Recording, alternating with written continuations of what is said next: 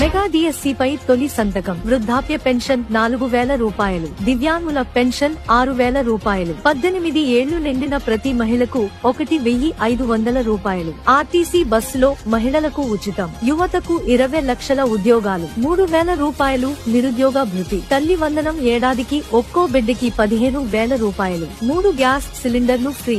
ప్రతి రైతుకు ఏడాదికి రూ.